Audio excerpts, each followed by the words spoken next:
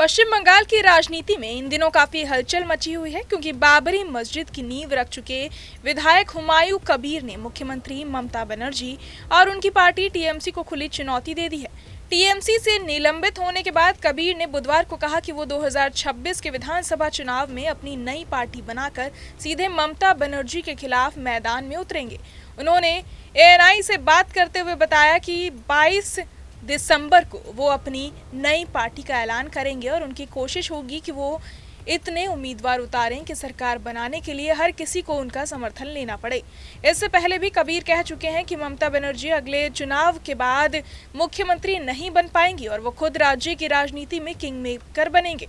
Media reports के अनुसार कबीर का मानना है कि अगले चुनाव में ना तो टीएमसी और ना ही बीजेपी अपने दम पर बहुमत हासिल कर पाएगी और 294 सीटों वाली विधानसभा में कोई भी पार्टी 148 सीटें पार नहीं करेगी। उनका कहना है कि वो 135 सीटों पर चुनाव लड़ेंगे और उनकी नई पार्टी इतनी सीटें जीत जाएगी कि सरकार बनाने के लिए उनकी पार्टी के विधायकों की जरूरत। पत्रकारों से बात करते हुए उन्होंने दोहराया कि चुनाव के बाद राज्य में किसकी सरकार बनेगी ये उनकी पार्टी के समर्थन पर ही निर्भर करेगा। उनके इन दावों पर टीएमसी ने तंज कसते हुए कहा कि हुमायूं कबीर सिर्फ ख्वाब देख रहे हैं।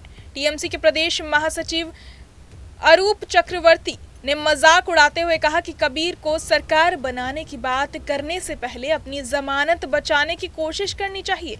उन्होंने कहा कि कबीर के ऐसे बयान दिखाते हैं कि वो राजनीतिक तौर पर काफी परेशान हैं और ध्यान खींचने के लिए बिना मतलब की बातें कर रहे हैं। टीएमसी का कहना है कि कबीर का प्रभाव बहुत सीमित है और उनकी नई पार्टी का कोई बड़ा असर नहीं पड़ेगा।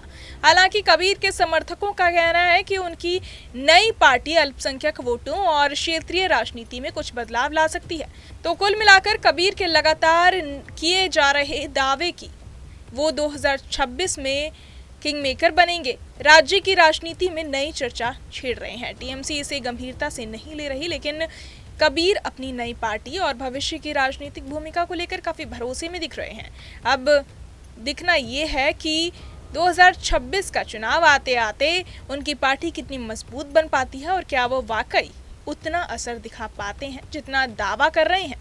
बहरहाल इस पूरी खबर को सुनकर आप क्या कुछ सोचते हैं हमें कमेंट बॉक्स में जरूर बताएं और बाकी तमाम खबरों के लिए सब्सक्राइब करें न्यूज नेशन। आपके मोबाइल पर तुरंत आएगी ब्रेकिंग न्यूज। स्क्रीन पर सबसे पहले दिखेगी बड़ी खबर। देश दुनिया की हर खबर एक जगह। अब आपके मोबाइल पर तुरंत फटाफट इंस्टॉल कीजिए न्यूज नेशन ऐप और रखिए खुद को अपडेट।